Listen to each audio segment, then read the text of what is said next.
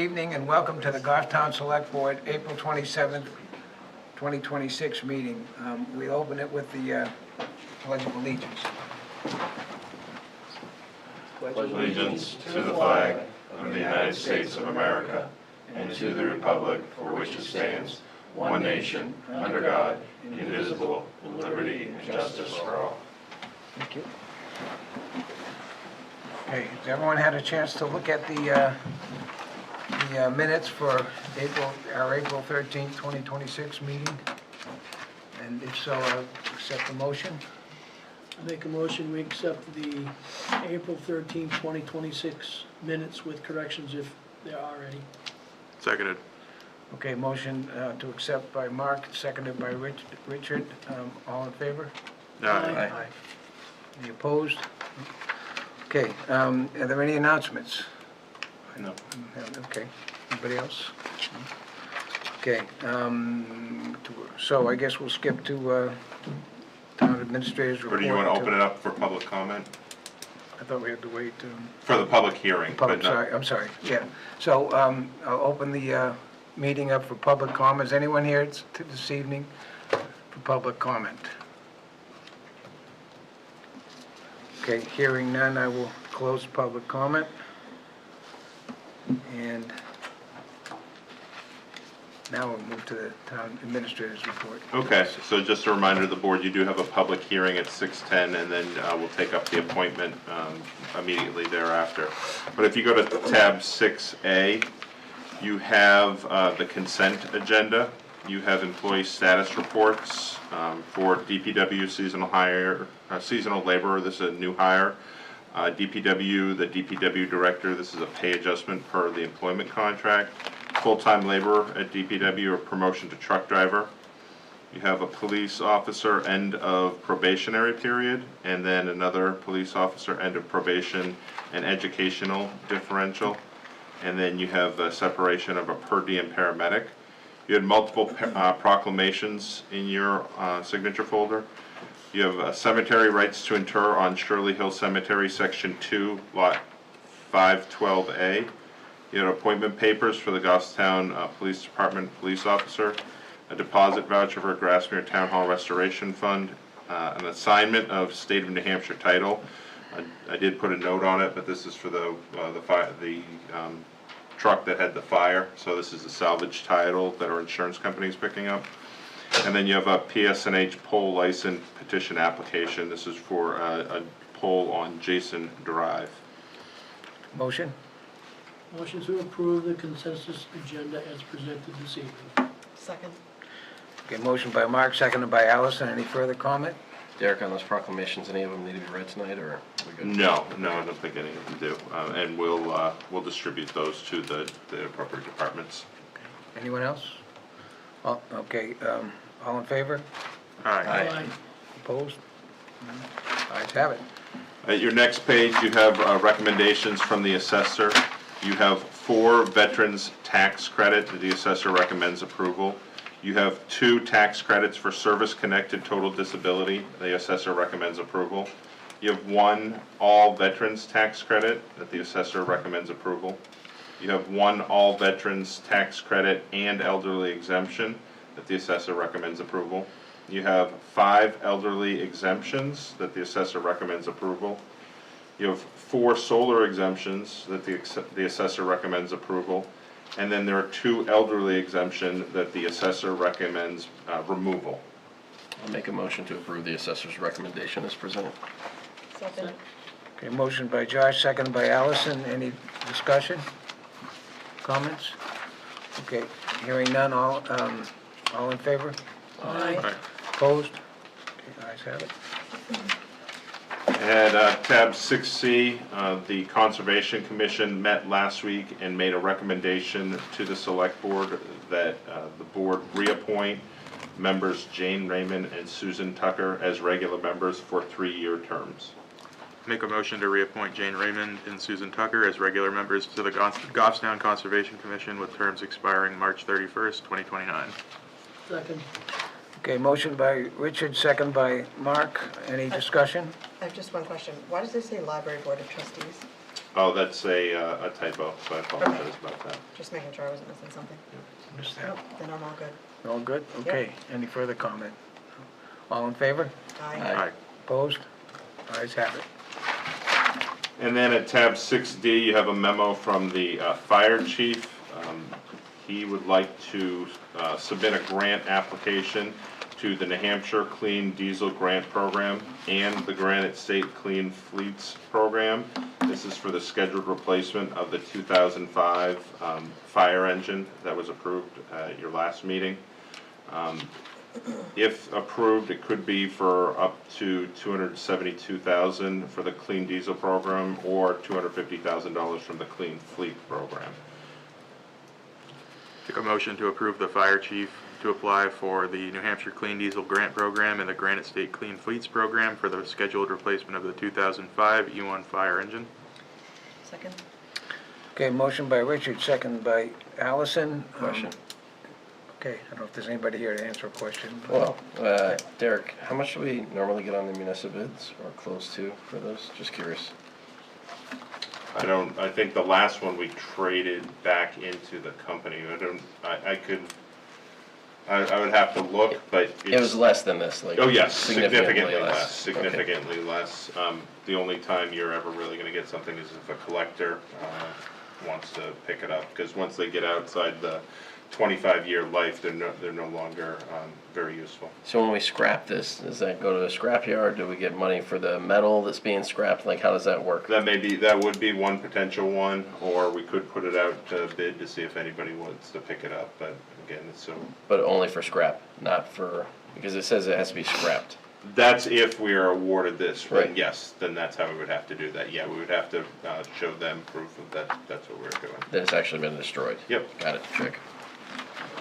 Can't go another 2 minutes? No. Okay. I could, I mean, you want me to? Any further questions? Okay, hearing none. There's already a motion, right? Yes. Yes. All in favor? Aye. Opposed? Ayes have it. Mr. Chairman, if you wanted to go to tab 4 and start the public hearing process, both the applicant and the town assessor are here, so they can at least give you some of the background before you open it up for public hearing. Okay, let's do that. So, you mind just coming up and explaining? Good evening. Good evening. Good evening, Evening. Scott. Scott Bartlett, Town Assessor. You have before you a request for a discretionary preservation easement for a historic barn owned by 215 Wallace Road LLC. The owners are David and Nancy Robertor. We have a number of these in town. The intent of this particular statute is to preserve old historical barns. And essentially what it does is it freezes the assessment at 50% of the current assessment for a period of 10 years. During those 10 years, the property owners can make improvements to the property, shore up the foundation, put new siding on, put a new roof on, as long as they maintain the aesthetics of it, the appearance of it, as long as it continues to appear as a historical barn. One of the criteria is that it offers a pleasing view, a historic view of the property. So if the owners are going to do anything that changes that, that would be a reason to remove it. In the 19 years that I've been here, I think we have 7 or 8 of these. Never had an issue, and I don't think we'll have an issue with this one. I did go and look at the barn a couple weeks ago, went through it with them, and I do believe it does qualify for this, and I am recommending that the board approve. And keep the historic feel, Scott. You mean, like, has to keep the original materials, so like they can't put plastic on it or anything like that? Well, or- they can use modern materials as long as they have the appearance of the historic, of a historic barn. You know, it doesn't have to be the exact same materials that was done before. Again, with some of the improvements to materials, they can use modern materials, again, as long as it maintains that appearance. So if they wanted to paint it bright green, you have a problem with that? That may be an issue. Okay. Yeah, I mean, it has to, you know, again, the color needs to be similar to what you would have seen in a historic barn. So, you know, bright pink, chartreuse, you know, something like that would not be appropriate. Now, one of the things they can do is they can add things to the barn, mostly on the inside, that are not of a historic nature. Those would add full value to the property, but would not violate the easement. We would just pick those up at full value. For example, if I mean, this is a school, if they wanted to put a classroom in there and have heat in there, all of those improvements would be picked up at full value. Okay, they would not fall under the freezing of the assessment for the 10-year period, but they wouldn't violate the terms of the actual easement itself. How about a farm stand? That would be fine. Be fine. Yeah, I mean, that's in line with the historical use of a barn. So I see that this has a metal roof. Is that in line with the historical materials at that time? Questionable. I don't believe it's enough. You know, we have a couple of other barns that do have metal roofs, and it's never really been a major issue. So it's not something that we typically hold to say you need to change the roof to that type of material? No. Any other questions for Scott? Good. Okay, thank you. Thank you. So you just, if you want to open the public hearing and see if there's anyone from the public that want to speak on the request. Okay. Thank you, Scott. Okay, is anyone here to speak on the discretionary preservation easement, 215 Wallace Road? Okay. Can I act on this today? said You can, yeah, so I would have you close the public hearing and then the board can vote on whether or not to Okay. approve that. All right, hearing no one involved in this case, I would close the public hearing and entertain a motion. I'll make a motion that we approve the assessor's recommendation that the discretionary preservation easement be approved. Second. Okay, motion by Richard, second by Josh. Any further comment, questions? Okay. All in favor?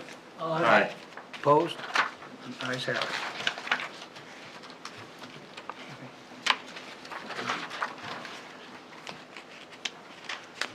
Now ready for the appointment? You're all set. So the next one is your appointment with Evelyn Trimble. Evelyn Trimble. I don't know if you want to have Adam come up.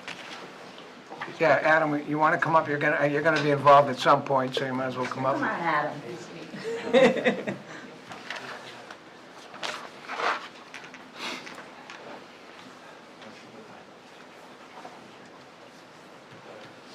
Okay, ma'am, if you would, you'd state your name and address before you begin, for the record. Yes, Evelyn Trimble, 144 Moose Club Park Road in Goffstown.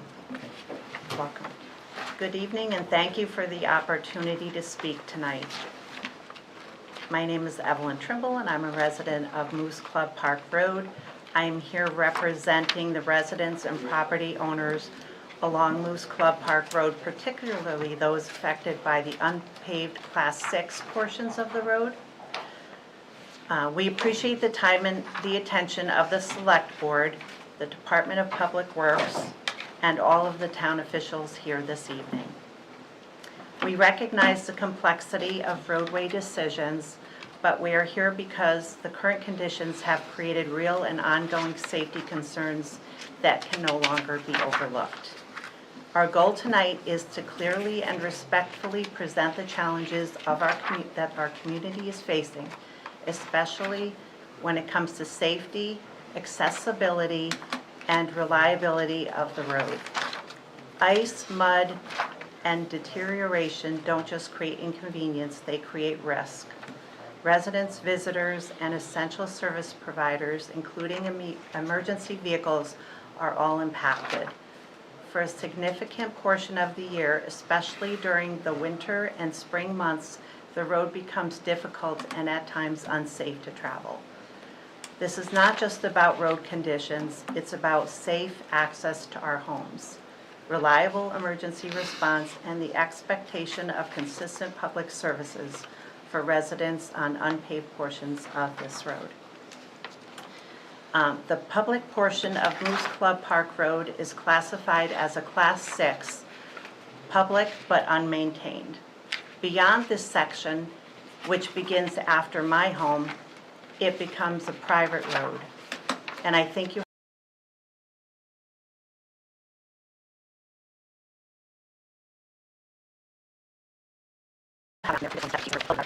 the public portion of the road, which is that beginning piece that you see on your map.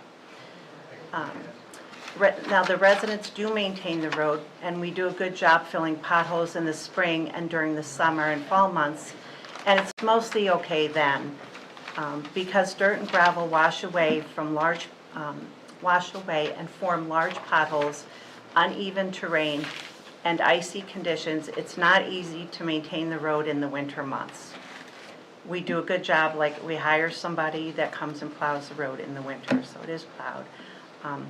Trash and mail are a bit of a problem because we are currently required to use mailboxes located at the bottom of the public road.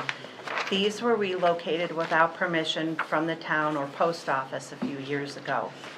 The location is difficult because we are also required to bring our trash barrels to that same area, and at times mail delivery is missed due to parked cars or snow pileup. I've had to call DPW a number of times because of the snow pileup. USPS does deliver packages directly to our homes on the public and private portion of that road. We are asking if mailboxes can be relocated back to our homes as well. The unpaved road on Shore Drive receives trash pickup, and their trash trucks back up, and there is no turnaround at the end of that road. We are not provided the same level of service. As far as safety and accessibility during winter and spring months, snow, ice, mud, and large potholes create hazardous and sometimes dangerous travel conditions. Emergency access is a significant concern. Ambulances, fire trucks, police, propane and oil delivery, Amazon, FedEx, and UPS must travel over the unmaintained road. The fire hydrant is located at the end of the private portion of the road. Routine activities such as bringing the trash down at the end of the road can become unsafe under these conditions in the winter. Road conditions may impact emergency response time and effective fire protection. And I wanted to bring up some issues that we have faced in the past. A UPS truck hit a large pothole and took down a fence, which caused $3,000 worth of damage. A resident missed 5 days of work this past winter due to the road conditions. A police vehicle was stuck for 20 minutes trying to leave the road. Poor conditions led to delays or missed services. Packages not being able to be delivered because the winter road conditions were so bad, they were left at our mailboxes down at the public portion of the road, and some of our items were stolen because of this. An ambulance took longer than expected to get to someone due to the road conditions. And we understand that Moose Club Park Road is not public in its entirety, and we recognize the complexity of this.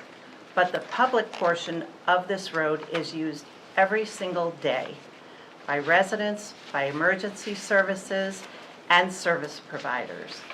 And its current condition is creating ongoing safety concerns. We've shared real examples of impact, including property damage, missed work, delayed services, and concerns around emergency access. We believe these are concerns that warrant action. We are asking the board to consider a phased approach. starting with an evaluation and improvements to the public portion of the road, where the town already has a role. At minimum, we are asking for clear next steps, whether that is a site visit, a formal assessment, or placement on a future agenda for continued discussion. We are not asking for a full commitment tonight, but we are asking for progress. We want to work collaboratively with the town toward a solution that is safe, reasonable, and fair to residents. And I promise I'm almost finished. Our goal, which is a practical partnership-based evaluation of options for the public and private parts of Moose Club Park Road. Phase 1, a focus on the publicly owned portion of the road that is currently classified as a Class 6 unmaintained public road. Turn this portion of the road to a Class 5 maintained public road. Ask DPW to evaluate improvements on a road that it already owns without immediately taking on the private portion of the road. And residents could contribute to this as a proposal. The homes on the unpaved public portion of the road would consider using monies they already allocate for plowing every year to maintaining the road towards this plan, along with a possible special assessment to assist with funds to do this. It's not a very large portion of the road, that public piece. And then Phase 2, future discussion, evaluation of options for the private portion of the road. Evaluate turning the private part of the road to a public road, or under Title 20, Transportation, Chapter 231, repair of highways by towns, Section 23159A, declare it an emergency lane and make repairs to the road as deemed appropriate. The end of that private road, that portion that we're talking about, is already paved in front of the last 2 homes. Ask DPW to evaluate improvements as well in this Phase 2 to the private part of the road. And I know Adam has done some of this already. And then we are wondering if, it is possible for us to move our mailboxes, at least to our homes as well. Thank you. Thank you. I know that was lengthy. I appreciate your No, patience. it's your hearing. Anyone else care to speak on? We do have some neighbors here as well. Yes. So everybody's here for the same thing? Yep. Would anybody like to speak to this as well? Oh, I would like to, Well, come on, why don't you come up and sit up here. um, Just state your name and your address, please. so my name is Kirsten Boyson, and I live at 149 Moose Club Park Road. Thank you. And Evelyn was saying about how the ambulance couldn't get to, and I was the patient. So, that's not really good, if the ambulance can't come. And also, we had, this past winter, we had carbon monoxide in our house, and the fire departments came, and they had a hard time getting out of those two big, huge trucks. And then we had an incident that was all the way down to Costa Street, wasn't it? Oh, that was a long time ago. Oh, and then their, everything was, You said there was a police car that took a Oh, long time leaving. yeah, that's right. So I had called Like a welfare yeah, check like for your welfare neighbor. check for my neighbor. And so the police department, they came in, one parked here, and then the other one they were parked like this. And then when they went to leave, it took them forever. They didn't know how to get out of the situation and how they were parked like this. I mean, it took them a long time. We were like all kind of laughing about it, but I'm like, yeah, it's not really funny. It was like, what if they got a call for something really, So it's, I mean, the ambulance comes down quite a bit, so it doesn't the emergency facility trucks and stuff like that. So that's a real big issue that I have, and I mean, it's not, you know, it's just a big safety concern. So I Okay, think that's all. thank you. Yeah. Would anyone else like Anyone to else? say anything? Costa? Okay. Okay, we'll hear from Adam then, thank you. Thank you. Can I have a question? Go ahead. How are you guys like gathering funds? You said you were repairing it now yourselves. Is it part of an HOA? Do you guys have something that allows you to like fix the roads together? How do you do that today? We do that, Costa actually arranges that for us, so we all chip in for road improvements and also for the plowing every year. We spend about between $500 and $600 on plowing, and Costa, you said about $1,000 a year for? I think 1,000, sorry, cost Central Park is out of 163 Moose Club. We spent about $1,000 on plowing, sanding, each house, plowing, sanding, and just trying to, the potholes at the end are so They're bad, so having bad. them filled, Adam saw having them, them filled up. So it's about 1,000 each house. And there's what, is there 9 houses? 9 or 10. Yeah. So when you So- guys It's also purchased your homes, was there any provisions in the deed or otherwise that basically said that you guys were responsible for the roads? We don't believe so. There's a couple people that don't pay. They just can't afford it. So the other homes have to make the difference up. I mean, they just don't have the money. So out of those 9, there's 2 that just, you know, and then of course the person who lives on the first, right away on the first part of the road says, well, I don't need to maintain this road because I could just pull out of my parking lot even though I live on the private road, so they don't pay anything. So we Yeah. have to chip in the difference, which is more per house. And I was looking at his house on the map too.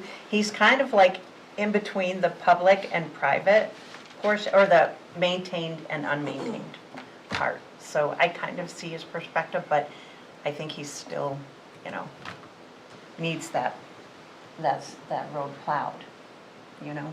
I think just the damage that we get after winter, grading the road would be amazing. It would like be. it would be like a heaven sent. Just having it perfectly graded, just keep filling in the potholes. It's just after a couple of rains, hard rains, it's just, and we roll over it, the potholes are back again. And it's just constant, and they're getting bigger and bigger and bigger. And you're talking about grading it all the way down to the end of the private road. Yeah, I think it's about 650 feet to pave, because the last 2 homes, which my house is paved, and my neighbor's house, 159, is it? Well, the one, they privately paid and had their portion paved. So 650 feet from as soon as the dirt road starts to the last paved house. So it's 650 feet of road. Thank you. Would you like to say something again? I just also wanted to say that, after winter, it's also very bad on our cars, but like during winter, like we'll have like struts, tires, you know, I mean, those are extra expenses because of the road. And if it wasn't so bumpy, like, I mean, it's really bad. And our spines as well. Yeah, you know, I mean, that's a lot of money for struts and stuff like that, you know, because, I mean, but, that's another big major thing to look at, is those cars. Thank you. Any other questions from the board? No? Okay, but Adam, you want to tell us what I know you've done some work on this already, so. Sure. Adam Jacobs, Public Works Director. Met with Evelyn and a few other residents on site a couple weeks back to take a look at this and kind of size up what I would be presenting to the board as far as if a developer came in to turn this into an upgraded street or to add a street, off the end of this, they would come to the planning board, of course, and have the development regulations, have our town road standards in them. So normally when a private road, or in some cases class 6 residents come in, I don't know, Derek, maybe one a year, every other year, somewhere around town, there's a similar request. Usually where we start with that is, okay, the road needs to meet current development regulation standards, and if not, here's what we would need to get up to those standards. This one's definitely a tricky site. It's an old camp access road, for lack of a better term. It's basically an alley size.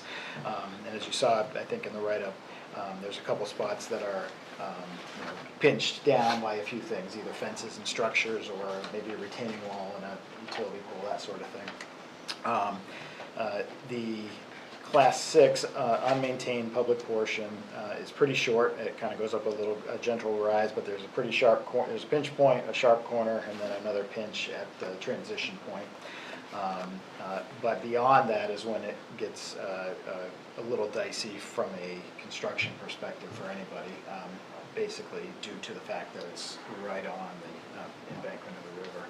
So each house that has river frontage has a pretty good set of stairs down to either docks or down to the water, I think. There are some spots where there's some active erosion that's been addressed with some riprap, some larger rock. I guess time will tell, how well that works, but for the moment, there's been some stabilization efforts.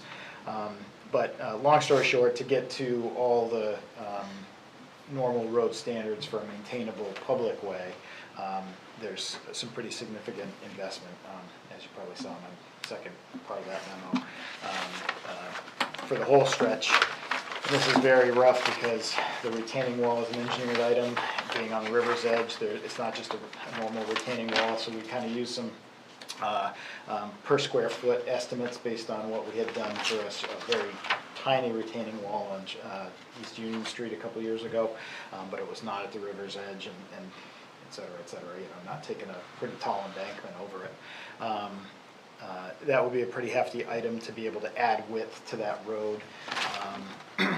The drainage is the other big lift, so trying to find available space there is going to be tough because a good chunk of what's in the ground is sewer, and sewer has to be deep enough to work, so when you start trenching in an already narrow spot to get drainage down deep enough to work, there'll be conflicts. Unfortunately, the publicly maintained section of Moose Club Park, which is ahead of all of this, already has some drainage issues. So simply kind of using some roadside swales or trying to channel water down the road itself is not an option because there's already a pretty large lake at the intersection where the maintained portion and the unmaintained portion meet. And that road already will have to have some stormwater treatment in the future when we're ready to rebuild the publicly maintained portion, because it's going to require a new outfall to the river. There's just no place else to send water. You're already almost at river elevation at that point. So that's a little bit of a trickier permitting process because you're actively sending water to a water body, so it should be treated before it goes, and that's where it gets a little pricey, where if you're sending water into a roadside swale, which has some treatment value, and then into the woods somewhere, you're not directly discharging to a water body, so it's a lot easier to permit a new outfall there versus on the river. The way this road, I didn't have an elevation view, but the way the road goes at the beginning, you kind of go up a slope, and then basically once you hit that dividing line between the Class 6 portion and the private section, you're downslope till the end. So if you look at the beginning and the end, you've got a crest in the middle. You can't get water to flow uphill from that far end, so it's likely it would be two separate drainage systems, one for the beginning section to go down towards the intersection with the publicly maintained part, and then the private section would have its own drainage and its own outfall and treatment on the far end, which also takes up real estate. So I think anything can be done, I think. DES may step in and say it can't be done, but anything can be done. It's a pretty big price tag. I know the petitioner's request was maybe to look at the Class 6 section differently. That could certainly be done. I didn't want to throw out a crazy bunch of numbers for different options. I kind of figured the board would, if the board wants to entertain it, there's a whole hearing process that has to happen anyway. That's certainly something we could put together our best guess for any different version of what it would look like. I think the three options in my memo for you to consider, other than nothing and saying this is a private road, private maintenance. I know at least one board member may live on a similar road where they have to pool resources with an HOA for maintenance, both winter and ongoing. So it's certainly not out of the question for a maintenance agreement to be requested. I know some federal loans won't give a mortgage unless you have a private road maintenance agreement on file. So aside from that option, the three I think that the board can look at, and Derek chime in at any moment if I'm That's missing kind of what one. I was wondering, is like, was there anything that was supposed to be in the deeds, or? Yeah, they're not required unless your lender requires one. The only time I think where you might also have a deed note is if this board, the select board or the board of selectmen before, had given someone the ability to use the Class 6 as a driveway, as a private driveway. The state law allows that in exchange for a waiver of liability. So they say, here, a private resident, you can use the Class 6 road as a driveway as long as you give us this maintenance liability waiver, which will be recorded with the Hillsborough County Registry of Deeds. Do we know if that happened at all? I don't think there are any on file for this particular Class 6. We have some around. We'd have to go look, right, Other and areas in validate them. towns. Yeah, we could look upstairs and see if we have any. I don't recall any, to be honest with you. Yeah, if there were, it would have been back in '93, I think, when they stopped plowing the first little section, which I think was. Were all these houses there already? I believe they probably were. Yes. I don't think there's anything newer on that There's piece. nothing There's a new. new house right before that section, but. That's correct. So as the road sits, I heard grader mentioned. Does the town grader fit on that road, or are we asking for trouble? I think, maybe cart before the horse, I think you would want to decide how you want to handle it. If, Doesn't have to be our grader. right. Can we grade it? We, time to time, rent a mini grader, or if the rail trail has a grading need, sometimes they have pinch points where they use this, smaller So- grader. So can we grade something we don't own? You can, with the three options here, you could either talk about an upgrade. I think highway to summer cottages is an option. They don't have to be summer cottages. They can be year-round residences and still have this designation if the board wanted to do that. I think from what I'm hearing, the winter maintenance piece is a big enough deal where summer maintenance only is not gonna probably serve the purpose. So they're which looking section for. are we being asked to like fix? The orange, the green, both? We were going to try to focus on the public piece of it and then go to the private piece, but if you're willing to entertain both, we don't want to knock down, we don't want to go and say, let's do both if you're going to knock that down, but if you're willing to talk about that, we're very open and super receptive to that. I guess the question I have on that is the orange piece pretty well graded or not?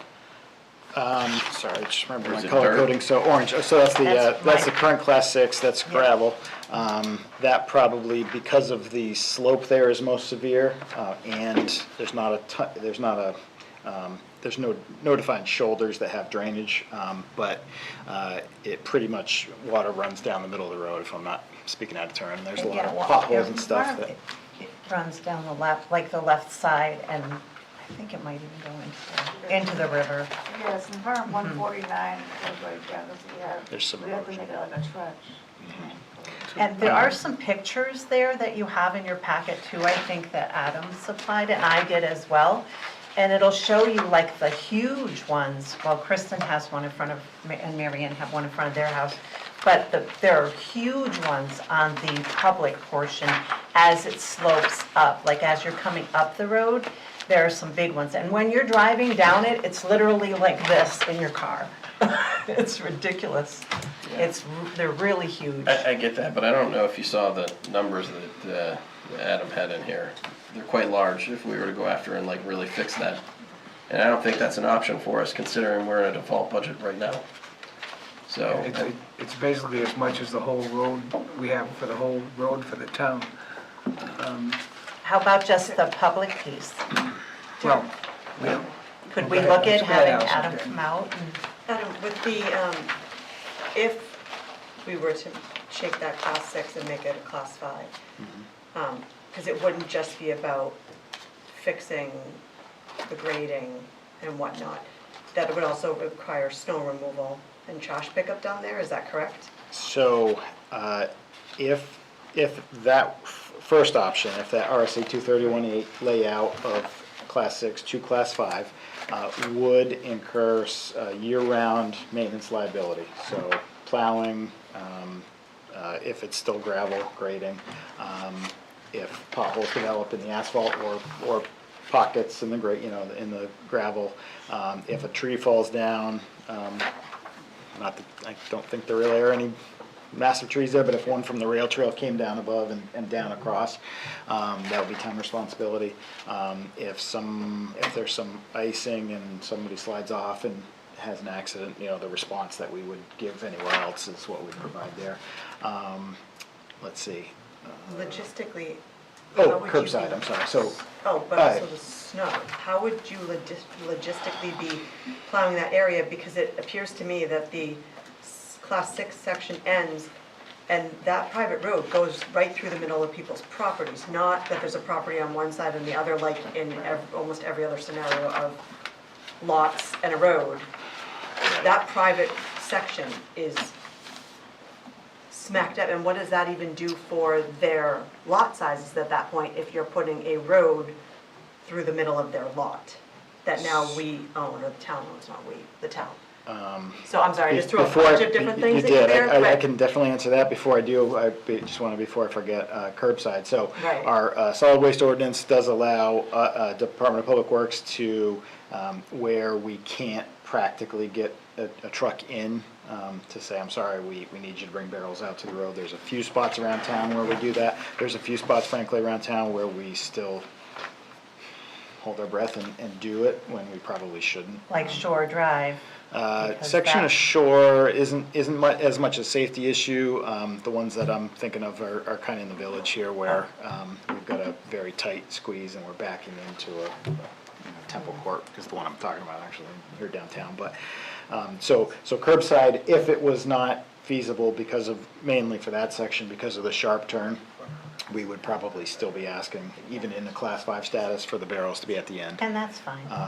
The post office, being a federal agency, they have the decision on the mail, so That was another that would be up to them. I Who spoke with her. moved the mailboxes in the first place? Because you said you guys didn't approve it, it just. A neighbor moved in a couple of years ago, and the mailboxes were all like around his part of the road, like on the public part, just beyond his house. And he took all the mailboxes and moved them down to the part at the end where we have to bring our trash barrels to.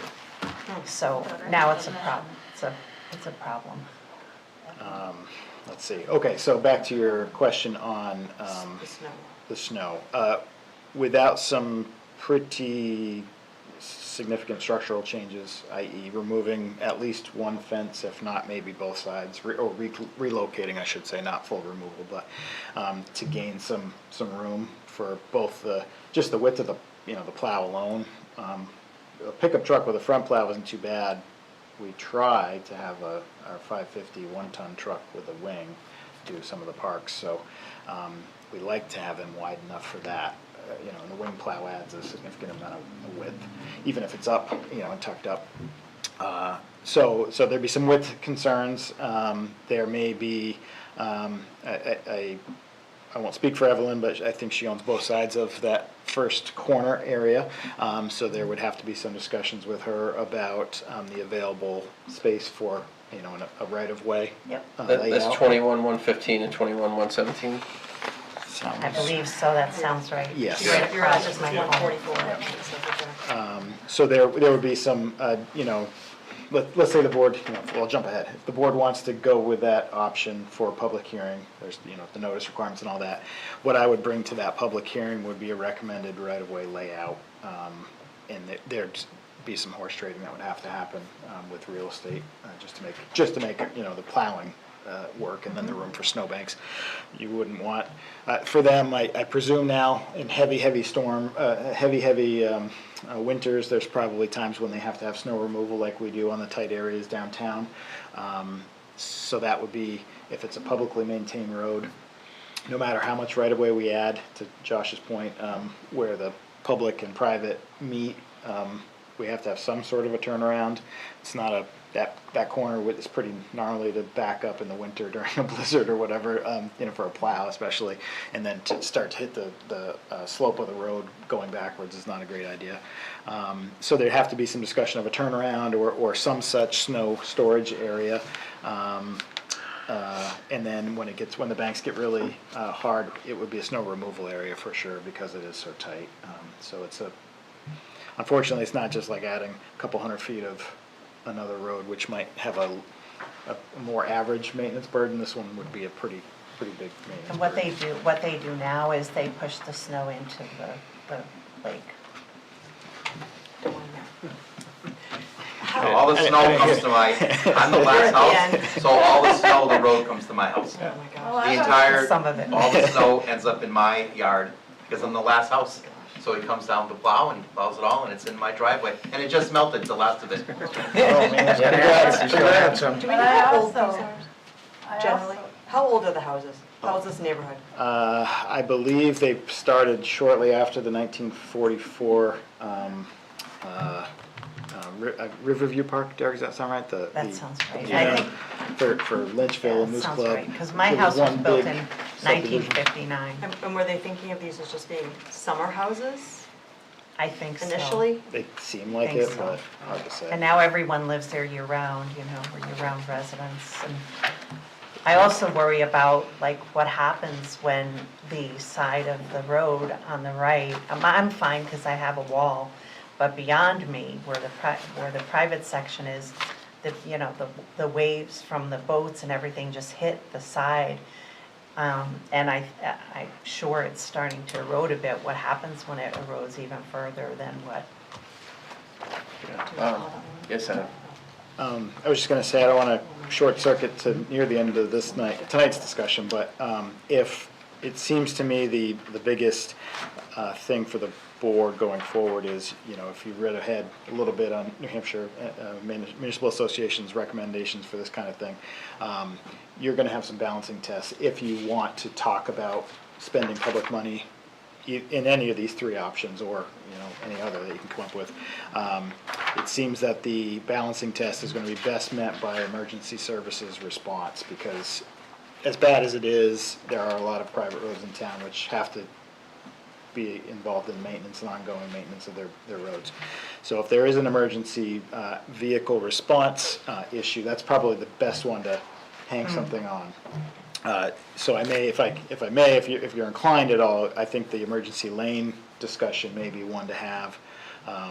The problem with that is that it's not 100% clear if you can use the betterment assessment tool with an emergency lane. Might be a good question for the town attorney if you do want to go down that road.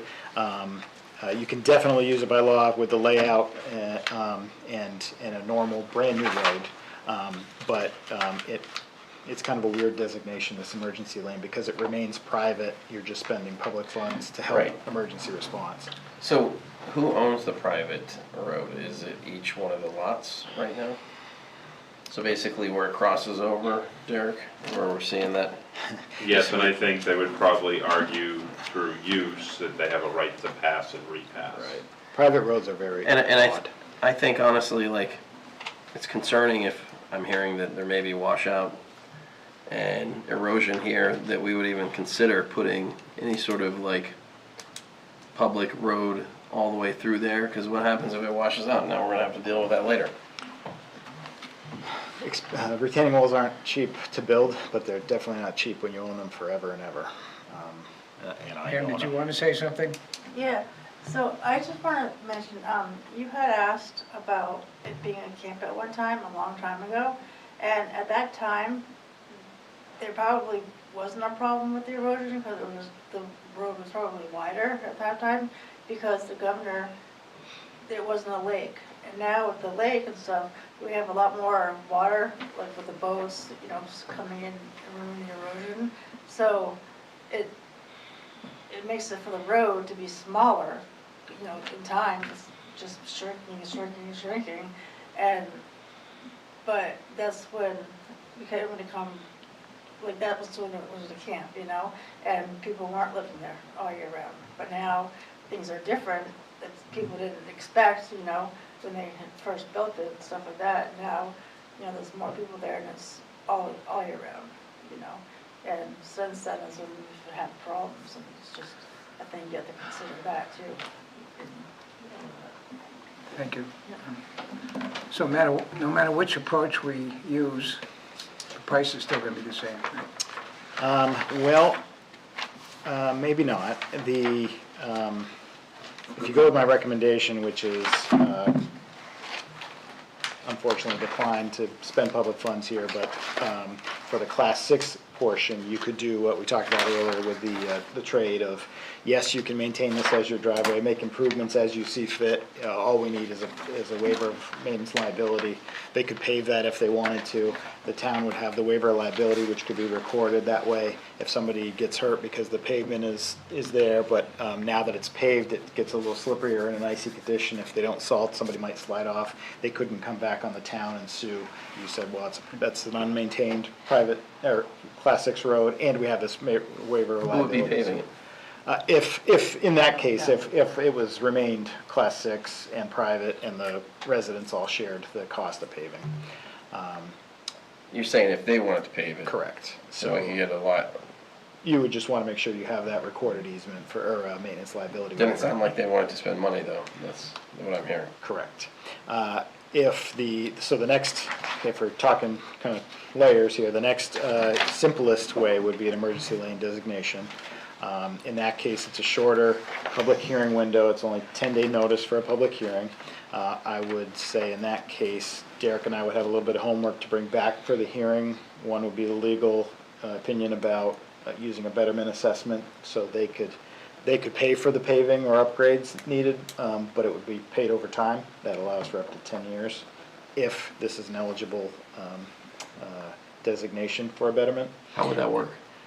So a betterment assessment has been used by the town in the past for sewer and water upgrades usually, but it basically would, any property that's benefited by the upgrade of a road, the town could assess the cost of that betterment onto the homeowners that are benefiting from that, and they could pay it over 10 years in their taxes.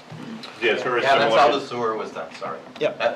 That's how the sewer was done. Parson Road, as you go out beyond West Lawn Cemetery, it's the first one on the right. At one point when that was built, that was a private road. And 15 years ago, the property owners came forward and asked the town to take that. The difference was that was significantly less. It was only like $35,000 worth of improvements that needed to be made for all the houses that were up there. So the betterment was significantly less because I think it was a private road built to town standards, so. Would there be any interest on that, What's that? on the betterment assessment? So you would have to hold a hearing, you have to give public notice to all the impacted property owners, because even if there are property owners that don't agree, Yeah, and it sounds like there may be some property owners that aren't giving money to the cause now, if it gets approved, they no longer have a choice, and if they don't pay the betterment, the town can lien their property. how many houses are we talking about? 10 properties, 7 houses, 8 houses, something like that. 10 properties? So It's really gonna be like $12,000 a year per? for the full, That's what I'm asking. Full project, right. So it gets a little weird if you start talking about the whole project, because the law says that the people who benefit have to pay the upfront costs of the notices and the hearing, the hearing prep package. You use the hearing as a decision whether or not to move forward, and then with the betterment process, they need to, at that point, have like design. So someone would have to hire a design engineer, I believe, by state law, that would be the petitioners. That, if that person would work for their fee to be rolled into the betterment, so be it, but somebody's gonna pay for it. So anyway, there's We're talking about $12,000 there's a lot per of money up house front. for Yeah. 10 years, Yeah. at That least. Seems a little bit steep. That's why I was wondering if we could just address the first part of the So, on an emergency lane, kind of tranche level there, because it's for the benefit of emergency responders, you've got a lot more leeway. The town development regs don't have roadway standards for emergency lanes. Would we want to try to meet them? Yes. Would we want to try to meet NFPA standards? Yes. The board's balancing test for an emergency lane is, does it benefit our emergency responders more than it benefits the people who live on that road? And for just that first class 6 section, the answer may or may not be yes. And it may still require some of these things, like a turnaround, some additional right-of-way, some sort of drainage. So it won't be, 1.2 million for sure, because a good chunk of that was all the retaining wall that was beyond the class 6. But the drainage piece, which is unknown until a drainage study is done, could still be significant, 6 figures. Did you say that you'd have to do some work before we could even see if we can go down that road? For an emergency lane, I think the question would be for the town attorney, Can you do a betterment? So the law is pretty clear that you can use public funds to do it, but can you use public funds up front and then recoup through a betterment? So could we get that question answered and then vote on Eric's recommendation at this point? I don't see how we can go much farther than that, if everybody's inclined to do that much. So your recommendation is do better assessment? That's what. my recommendation was Right. to say, I'm sorry, it's a private road, private maintenance, it's too tough. It's cost prohibitive to bring up to standards. That would be my recommendation still. Part of it is private, but then we still have the public piece. Right. That I was hoping to address tonight. Yeah, and so, Adam, I think it's pretty solid recommendation, I'll just say it out loud, like, it is a private road, good portion of it, got a class 6. My question for you is, could we just grade it? That's where I was gonna go. As That'd be currently constituted, no, Why? because it's a good chunk, most of it is private. The class 6 section, unless we want to upgrade it, class 6 status is on maintained public way. If we start maintaining it, You get into, you back into. But if we do it for emergency management, you're saying I can't grade it? If you designate you it as an designate emergency it, lane, then you can. you're giving it a different designation. It's still Now- a class 6 road. And there are a lot, You said there's not necessarily a standard there. there's not as much of a standard. Right. The the fire department has chains and on-spot chains for a reason.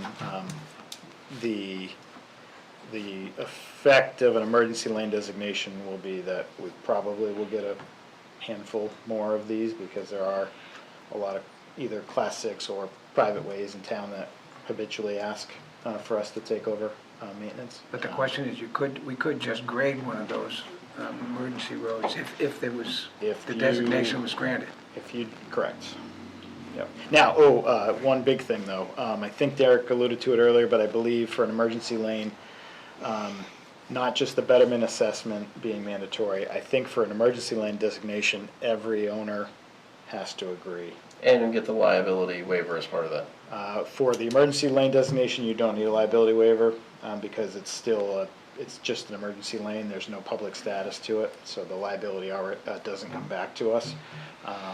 But 100% positive on that one? because it's still a class 6 road, yes. It's just been designated as. And the as private emergency. portion.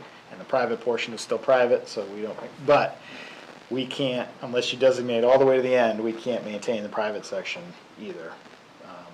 Yeah, we couldn't touch it. Right, unless there's the designation. And there is that fire hydrant, don't forget, at the very end, There's a fire hydrant at where? the very end of It's a that dry hydrant. private road. Oh, at the private road? So who owns that? We own that? Does what, I'm sorry? We own that?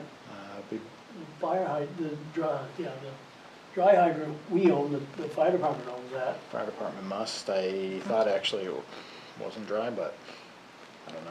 If it's served with water, the Manchester Water Works owns it. Gotta get that answered, Jim. So the first question to answer is if we can do it at all with an attorney.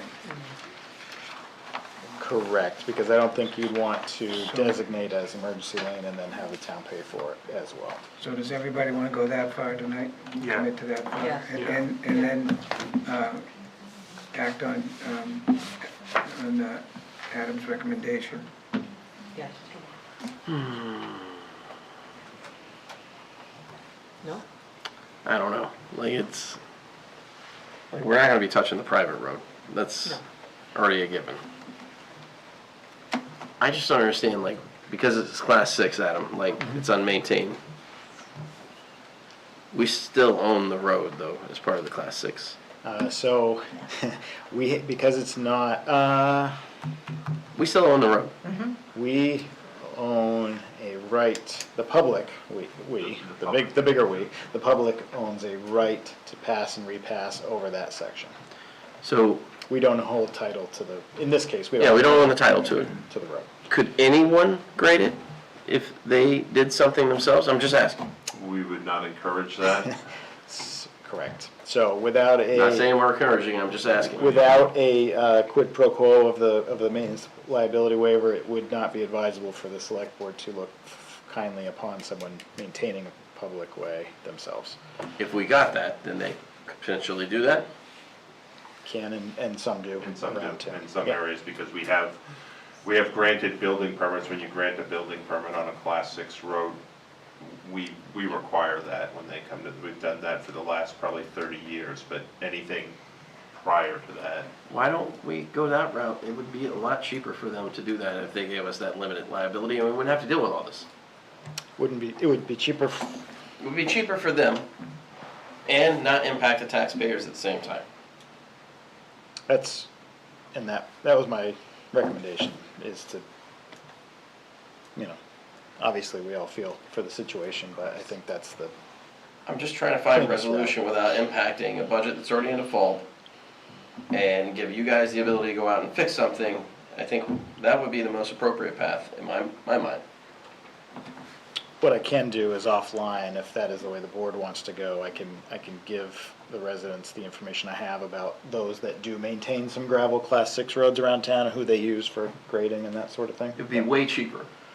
Because, I mean, I had a gravel driveway that was probably just as long as this, and it was way cheaper. The problem with paving, and you probably, maybe I didn't see any sections in failure, I don't know how long it's been paved at the end, but when you pave it without good drainage, the life of the pavement is severely Yeah, shortened. I think so- you'd be better off with the nip pack and the gravel in there. So I've got at least 2 questions. One would be an answer on whether a betterment could be used to recoup if it were to be designated an emergency lane, but also just to confirm that we can accept waiver of liability to provide permission to maintain a class 6 road. Yeah. So what would the cost of the town be with an emergency road if we went the betterment route? What would, not in numbers, but what would we have I to pay think for? we'd probably need to involve the fire department and talk to them on what they're looking for. If you go the betterment route, I think it's just a matter of cash flows, timing, more than the actual outlay. I think the only cost would probably be the town attorney's time to give the answer about the betterment. If the answer is yes, you can, then I would imagine you would proceed in that fashion, in which case they would be paying for it just over time, and it would be an outlay for the town up front, I guess, but we'd get it back. I don't know how that looks on the books. It probably does a designated fund balance. There's no extra for outlay this year. Right. And we're willing to wait a year, we don't. It still has to get approved if- by the budget yes, committee. yes. It has to go through the town to actually accept that. Like, Yes. I think the questions are probably a better one to figure out. Possibilities. Okay, and in the meantime, you can do Adam's recommendation, and there's a little bit of improvement tonight anyway, so I would entertain a motion to check with the town attorney on the betterment and as written, as Adam has written, page 24. Sorry. I'll make the motion to have Derek check with the town attorney on the discussion we had tonight to see if they come up with a plan that will allow us to move forward to safely make the road travel safe. So you want to, confirmation whether or not a betterment assessment would be allowed if the board were to make the emergency lane designation under RSA 231-59A? Yep. That's what he said. He's got the computer in front of him, right? I'll second that. I'd like to Okay. request a modification to that. There's a motion by Mark and a seconded by Allison. Comment?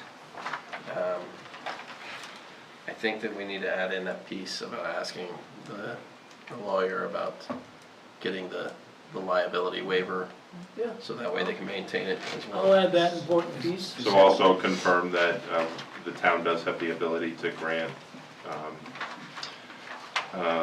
private residents to perform maintenance and paving on the Class 6 portion at their expense in exchange for the recorded waiver of municipal liability. You okay with amending your motion with? Yes. Yes. Okay. Any other discussion on the motion pending? Hearing none, all in favor? Aye. Any opposed? Okay, the ayes have it. And I think once we have those answers, we can invite the residents back and meet with you again. Would it make any sense to move on to Adam's recommendation on page 24 in the meantime? I don't think it hurts anything.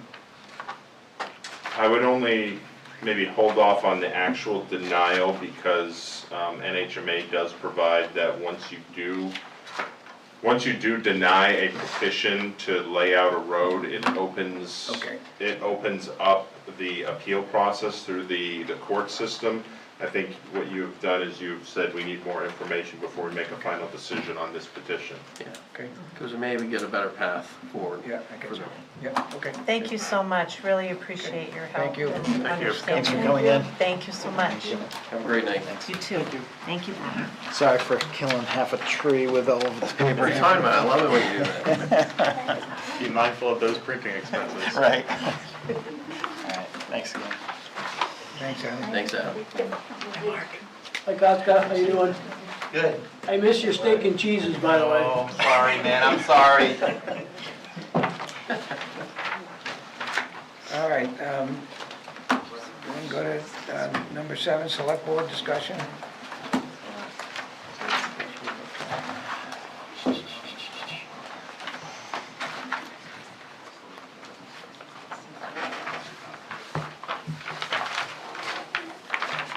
C.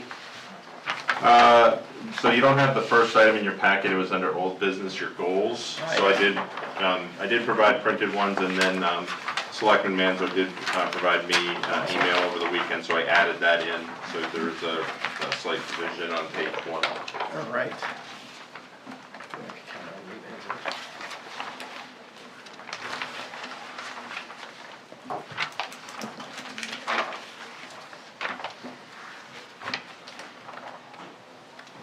So we should just start with page 1 then? Are these different than these in the packet? The only thing that's different is on page 1, objective 3 on the black and white was moved down to objective number 4, budget preparation. Selectman Manzo had requested monthly department reports. Yeah, and you had sent back something about talking about how that dovetails in with the quarterly reports. The reason I had phrased it with monthly was just because of 1B here, which is document reallocation with budget transfer and revised monthly budget reports. I would think that we could streamline that into a sort of monthly report from the department heads. And I'm really not looking for anything, cumbersome to prepare or to review. Something with a summary of the financials, what has changed over that month, and then a paragraph or two highlighting accomplishments, projects that have been completed, major invoices that have come in and been paid, so that we can get a better grasp of what actually is happening on a month-to-month basis instead of waiting all the way to a quarterly to review things that could be 3 months old at that point. My question on that one, Richard, is like, we're already looking at stuff weekly and sending messages off. Like, what are you looking for in that monthly exactly? Like, what would it be? Well, a summary of the financial changes that have occurred over that month. You mean how much accomplishment. they've spent, or? Yeah, I would think it would be what they've spent, so we know where this line stands. yeah, where their budget levels are, and then a narrative, I guess, perspective of major projects that have been completed, any, major expenses that have just hit, so that we're not looking at like, last month it was in one place, the next month it could be, a major expense came in, just providing that context. Derek, we're providing some monthly information already. Does it have any of that in there already, or what's missing? So our monthly budget reports have your reallocated budget, and it just has what was expended year-to-date and your month-to-date. It doesn't provide necessarily context. At Town Hall, I'm going to be overexpended on my facility maintenance lines, both here and at Grassmere. Yeah. And I guess, unless you've either asked about it or provided something, We're not getting that level of you're not getting, you would in the quarterly reports, but not on a monthly basis.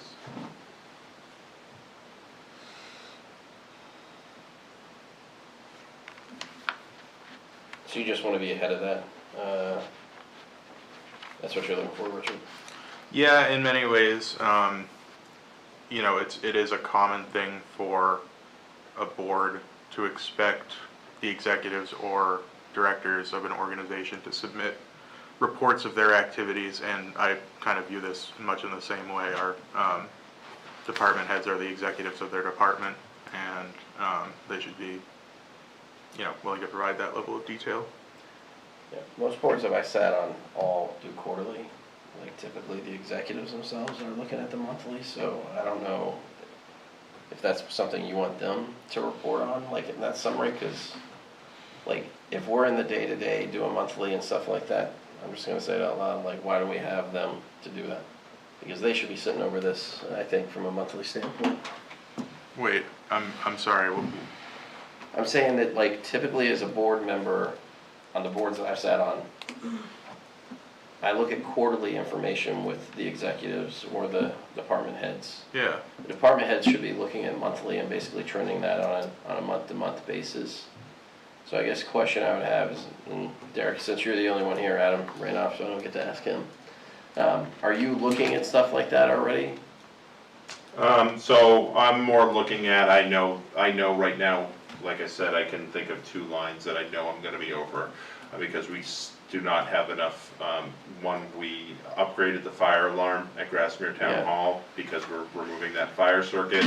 That's gonna now, the cost of doing that was done today, and the monthly monitoring, I don't have that in my budget, so I just gotta, and then we've had some significant repairs here to the lift. We're gonna have, we have some, where the AC unit is for the IT room, we need to do some structural fixes there. We also had some bird entrance under the soffit that we've been able to put a temporary fix on, but we're probably gonna have to bring a professional in. So right now, I only budget for our usual repairs and our usual service, not necessarily some of these big repairs. So, I'm tracking those, and then probably in the next couple months, I'll start bringing over some of those payroll things to kind of start planning that out and see where that's gonna go, to know where we might have savings and over expenditures.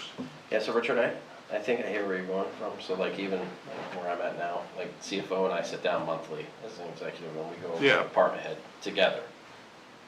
But then like, even with my board, they then look at a layer above, they do quarterly. So like, quite frankly, I think almost like what you have here is okay, but I don't know if it's us that should be doing it. I think it's finance and the department head should be reviewing what you're talking about monthly, and that should be a goal that they should be doing. the goal of the select board, though, is the implementation of a standard format.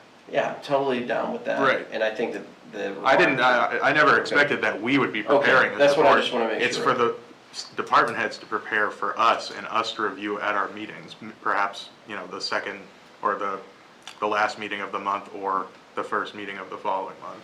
Well, that's where I don't wanna review that. I wanna review it quarterly and trust them that they're actually gonna get it done. Like, they should be looking at that format in the Oh, standard. oh. But that's me. Yeah, well, there's other public boards even in town, like the library board, they get a library director's report every single Sure. meeting. Okay. So I don't know are you just thinking that monthly is too cumbersome? It's not, I wanna trust them to do some of their own job. But we should know. We should know what it What is. concerns with me is that if there's gonna be a problem down the road, we should know about it as soon as possible.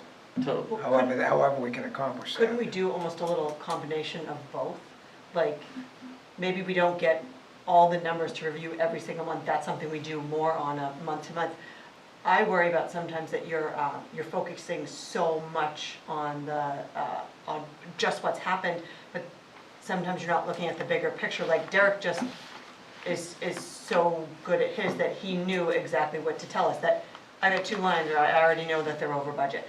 So having them maybe give us a narrative that they're watching it, like Derek just, once a month says, just to give you a heads up, this is what's going on in the town budget. I know, we had the bird come in and we had to do the fire things, and we know we're up in that.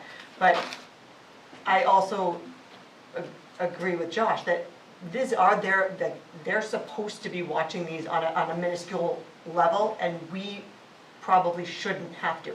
Now, if we look at a quarterly and all of a sudden there's a storm that they didn't bring to our attention before, that's a whole nother story. But putting some onus back on them for their departments and their day-to-day and their reporting, I think it could be kind of a combination of both personally. What do you think? I agree.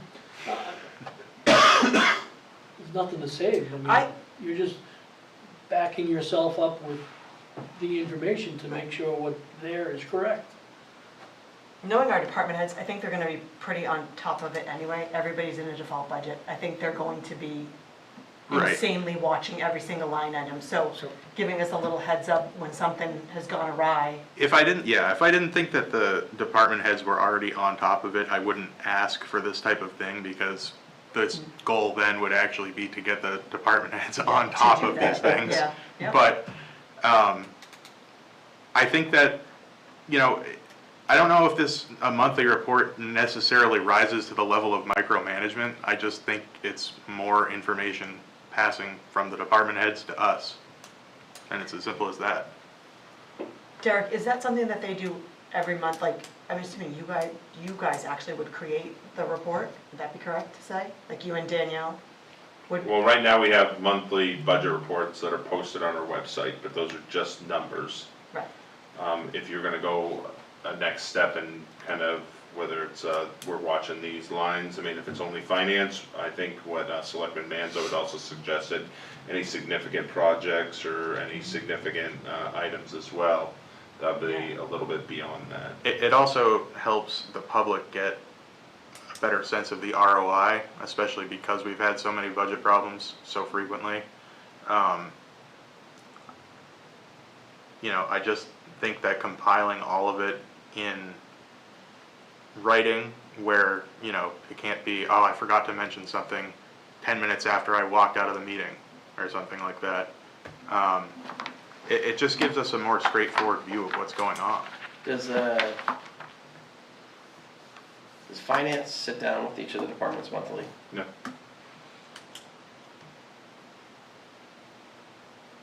Would that make more sense than, to your point, have the monthly readout of like, here's what's happening? Versus us looking through all the line items every month? And that's what I'm asking. The goal is a summary of the financial changes and a narrative of what created those changes. I don't know where we're getting the idea that we're going through every single line item. Well, you said that we would review the report That's every. what I thought too. you said that we would review the report that came out. I'm looking, what you're saying now is a summary of that and the details if any significant changes are there. Right, yeah, So if I were I'm to lay very this out- confused because, Yeah, like, you're taking the word review to mean that the report's longer than it is. All right, You so can review something of Tell any us length. exactly what you're thinking that we'll see on a monthly basis, just so we can really understand what we're talking about. The figure, their allocation, month-to-date expenses, not Not broken itemized, down, just total. right, Okay, and a narrative of what created that. okay. That's it. so their bottom line budget, where they're at. Yeah. Is that, Yep, major expenses that have come through that they wanted to highlight so that, if we expect a bill twice a year or something like that for one particular expense, but it's half of that year's expense, that we're understanding that the reason we spent $300,000 isn't because we just had a bad month, it's because a big bill came in. Right. so just some understanding that they're watching that and tracking it and let us know if there's any major changes. Yeah, that's. Which I do think, that, and I don't know if Zach has time for this, Derek, but I do think sitting with finance reviewing with the department heads probably makes sense month to month for something like that. So the department heads already monitor their budget, and it's the duty, it's one of their central jobs. I don't know, they have questions. I know when I have questions about a line of, I go to Zach. We don't have a specifically set out time to sit down, so. Okay. Yeah, that So- seems okay. So would we just then, once a month, during one of our meetings, the last meeting of the month or whatever, get an update? Or we would just get it sent as an email? So, in our packets, Yeah, we have a lot of information here, and I think either before or after the town administrator's report is when we could just have a compiled department heads report, all of the departments.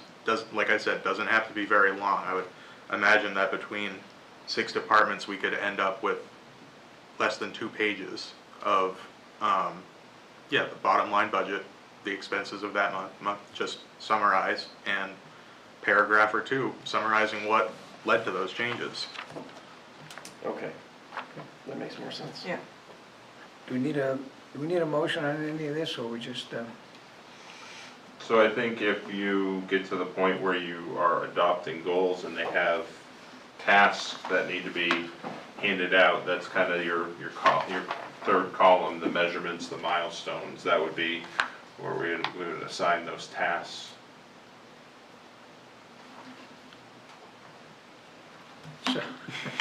so does that need a motion or not? That was my question. Well, I think you've got other goals that are still in pretty draft format here. Okay, all right. That's what I'm saying, I think we should start at the bottom, work our way through, Right. and see if we agree with it or not, and then move on. So was Okay. that 1A at the top that we were just kind of talking about? No. Is that 1B? No? 1B was one aspect of it. So you'd almost Where do we move put it? objective number 3 into a key action step under monitor budget, is that correct?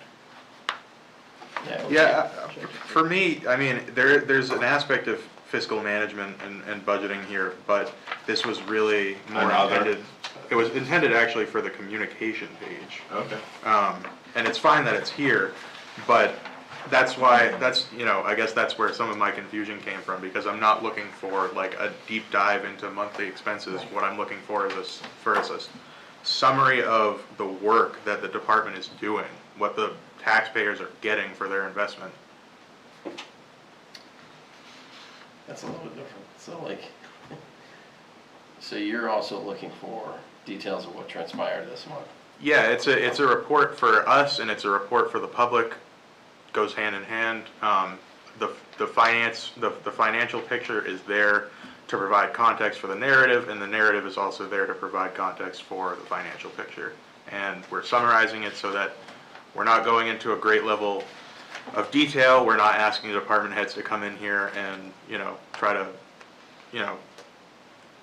prepare something ahead of time, and, it's to streamline a couple of things down into one task that can be done during their workday, reviewed here in some sort of brief format, and kind of marry those two, informing the board and promoting the work of the departments to the public. Okay, so to me, that's more than finance, right? That's also, to your point, some communication. Indeed. And I think that's also like operational, like metrics, which would be different for each department. Indeed, yes, yep. Okay. So to me, that would mean that each department head would be required to define like what is the operational metrics that the town needs to know about on a month-to-month basis. Yeah, because it will necessarily differ between departments. Within DPW, it might be paving work that's done at the police department. It might be Number of calls handled, or maybe even some major investigation that they've been working on has come to a close or something like that. It really depends on a department level, which is why I want it to be a brief narrative version from the department head's perspective, what they're spending their money on, what they've accomplished, anything major that's hit, so that it doesn't seem like it was just a particularly bad month. It was, we were expecting this bill to came in, we paid it. Okay, so I get where you're coming from, where that would be under communication. So if I were to like kind of state that, I would say the goal is for all departments to define operational metrics and departmental summary on a month-to-month basis to be reported to the select board. Indeed. And I would make a motion to have all the departments do such a thing as such. Seconded. Okay, it's a motion by Josh, seconded by Richard. Any questions, any comments? Derek, you got the, Yeah, I'll have to watch the video back a couple times. No, it's okay, Derek. I think it's simply that each department needs to come up with what are the things that they need to report back to the town, plus any summary of like big spins or things like that that they see that are coming up or impactful. So basically just an overview of what's going on a month-to-month basis. But I think much like what we have with the EMS calls from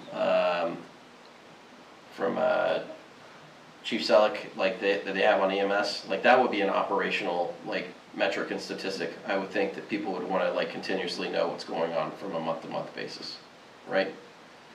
I don't know that everybody has fire and police are very unique. They have software systems that are tracking that. I don't have anything here that tracks that, so it's going to be an additional reporting requirement, but we can.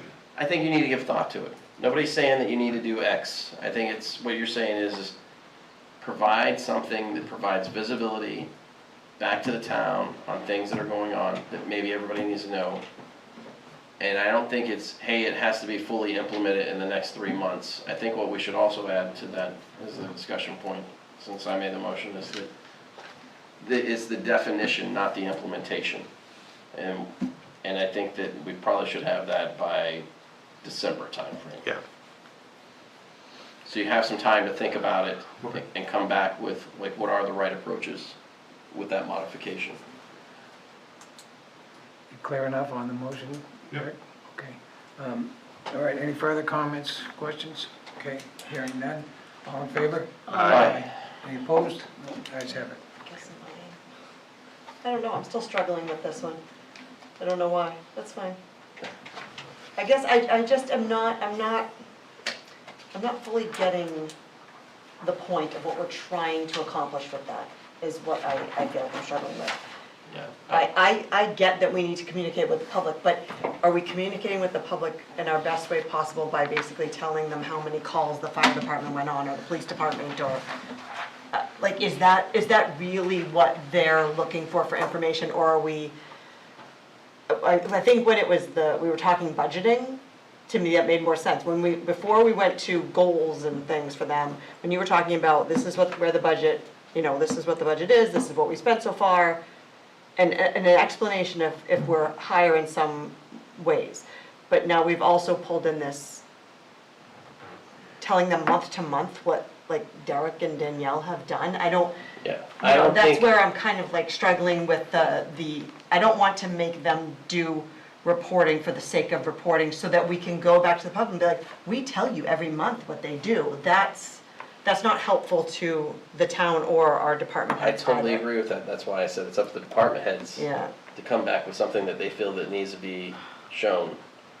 If it's not calls or something else, or if it's, you know, whatever it may be that you think is impactful for that monthly report. I think what we're giving you is the opportunity to define that, Derek. So I don't think it's telling you Okay. what to do. as That's long why- as there's some flexibility in Totally. what we're talking about. Because Okay. I think if it's just the budget piece that Richard was suggesting, great. But I think it's something that's communicative to the community on what's important, that they need to know about. Or what you think also defines whether or not you got good operational resiliency here in town, in fire, at police, those sort of things. Because you guys are probably already reporting on some of this, like you said, Derek, like fire and police are probably tracking certain things. Tracking, yes, and they report them in the annual report on an annual basis. Right. Calls and stuff like that. So, whether or not that's what we want to report there, great. If it's just a trend, a monthly budget, and, you know, here's what big projects are, I think it's, you know, and if it's specific to each department, it gives you an opportunity to do that piece. Okay, Okay, can we move on? yes. Starting with objective 1. Jim? What's that? All right, I said, are we starting with objective 1? We can. Okay.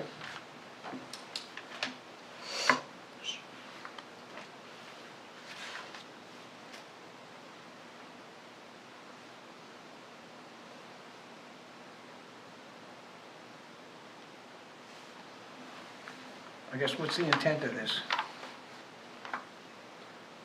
So I think the main one that I agree with out of this is, well, we've already done the initial reallocation of the default budget, right? Yeah, that's already done. Yeah, so that's kind of a give me. I don't know if any action needs to be done on that one, or action, because there's already been action, right? Right. Correct, I think that's, but I think that's still part of the overall monitoring. I mean, anytime you have a default budget, you're gonna have to do that. Just because something's been accomplished so far, I think you can still highlight it. And then 2 will just be our ongoing, like we said, quarterly, actually talking to department heads about Yeah. more in-depth numbers. Yeah, we had asked for that to be done last year. I don't know if we stuck to it as rigorous as we should have. I think when, you know, Mark, you said you would like to see some of this, I agree. I think that this should be something that we see and look at every quarter, for sure. Like, where we have movement, and why are you guys not on or off, like, what's happening? Yep. Correct.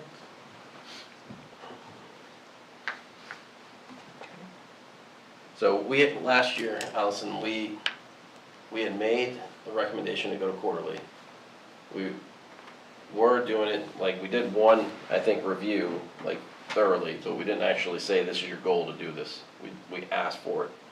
This year, I think we should, like, mandate that we Yeah. do it, and we actually do the quarterly every time. So, Mark, I think you said you wanted this one, Which one? the quarterly reviews. Yes. So would we be done Q1 now, right, January 1st? Yeah, you're gonna have that at your May 11th meeting. Okay. It's kind of difficult this week with school vacations and Nope, that's fine, I'm just, Okay. as long as we're all on the same page. You wanna put this in stone, Mark? Yep.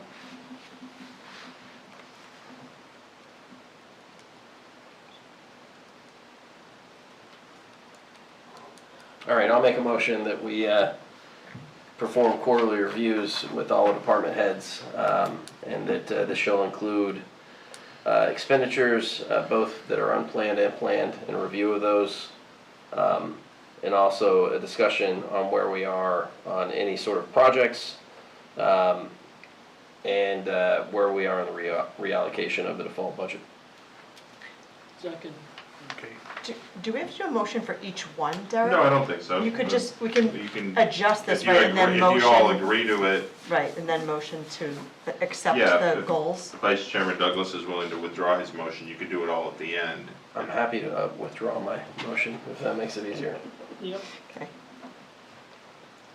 Okay, and we'll just trust you that you have everything, you got the notes to take Yeah, care of everything. what I'll do is I'll use the notes, Because nobody's do gonna. a final format, and then I'll have you formally adopt them at your next meeting. Because nobody's gonna have a good problem, okay. Or I won't anyways.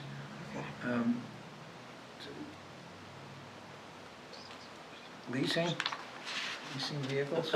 So this is the one we've already asked for the department heads to do, which was to get the pro forma for lease, finance, or purchase.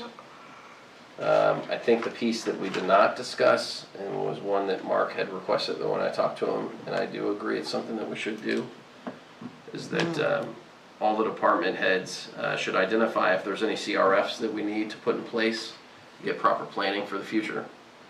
You know, we have one for the fire department, but we don't have any, well, we have one for library now.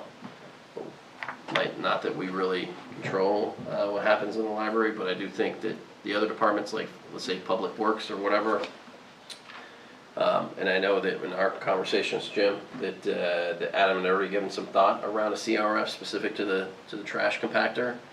I think that we need the department heads to come back and suggest each one of them any CRFs that are needed.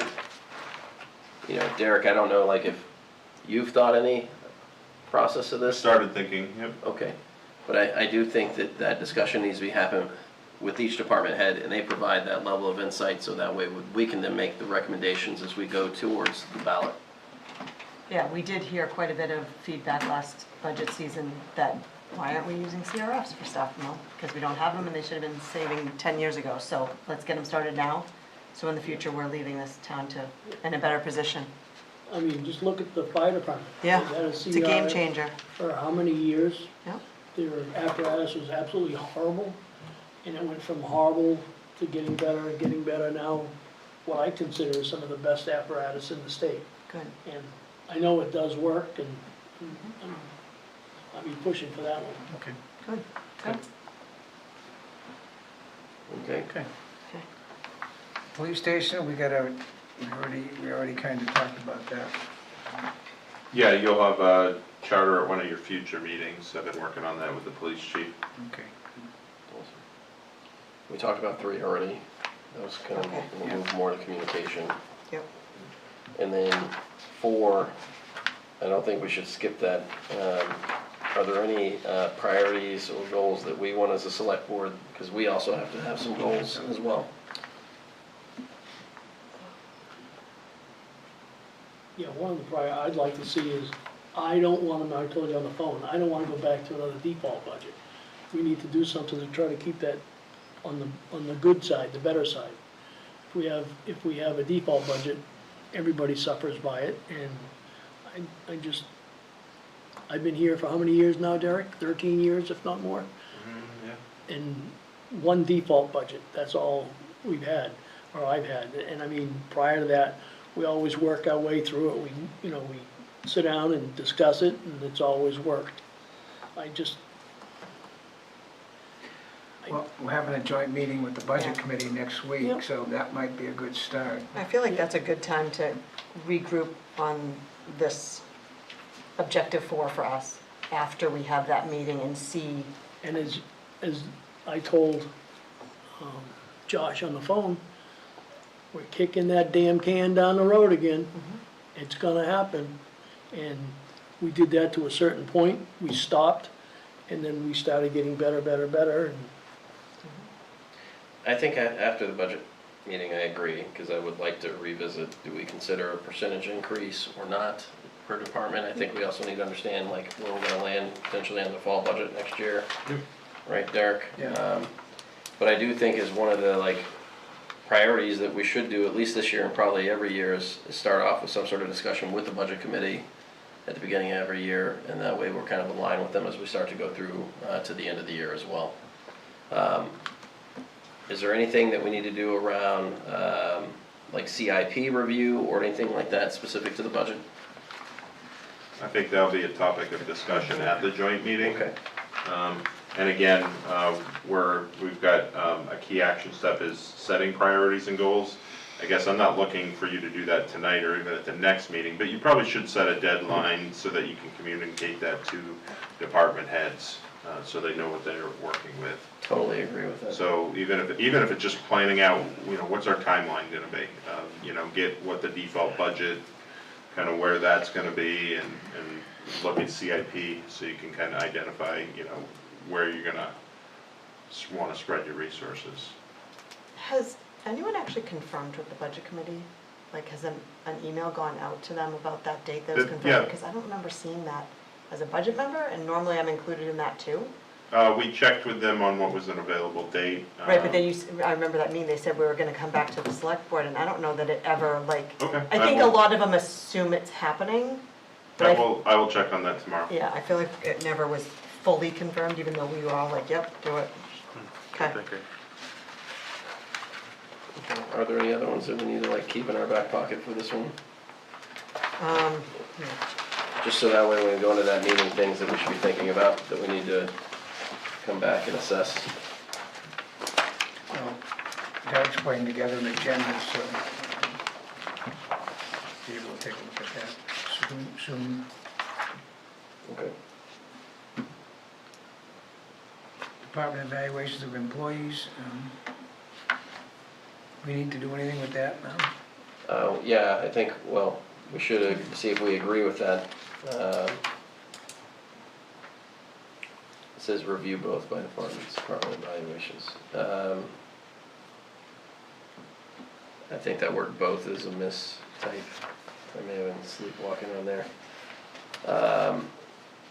So I think that what we want on this one is a 100% employee review by all departments, is what this should be saying. You meaning you want 100% of the employees to be reviewed, right? Yes. Okay. And With the standard, with the standard of the rating system, which would be the 1 through 5 or whatever comes about. And what that rating system means in mapping to step increases or not. So, like if somebody is a 1, probably not getting a step increase, for instance. And come up with a plan to get him out of the Well, gutter and make it Yeah. better for him. Getting yeah. better. Typically, like in a 5 scale, what you typically have is somebody that's on the left-hand side, like either you're or her, you're lifting them up and trying to get them to a good place, or you're trying to like make sure that they're not impacting the rest of the team. Definitely somebody that's a 2 probably needs a lot more coaching. 3s are typically meeting their goals. 4 is typically like, exceeds, and like 5 is walks on water. So I think we need to understand like how that works, and are there spots, like I know that the police chief already has a scale on how he handles things and when people get promoted, those sort of pieces. I think over time, ultimately, the departments will have to figure out, does everybody have something like that that they put in place? And I'm sure that Chief Selleck is thinking about that some in his fire department as well. Okay. We have the patrolman CBA negotiations. Can you jump over 2 though? What about the select board department head evaluations? yeah, sorry. Sorry, I just wanted to stick with the No, evaluations. it's solid. I wrote it down on the other paper that I had here. So last year, and maybe the year before last, I don't know, I wasn't here for that part, we had the department heads do self-evaluations, but we've never really like written down our own evaluations, like where we would score them. I think that we should do the same thing. Like we should also follow the same 1 through 5 scale, and we should be marking them on criteria as well, based upon their roles and responsibilities. it's not a bad idea. And that way, when they do their self-evaluation, they should be looking at the same thing that we're looking at, and we should do a comparison on it.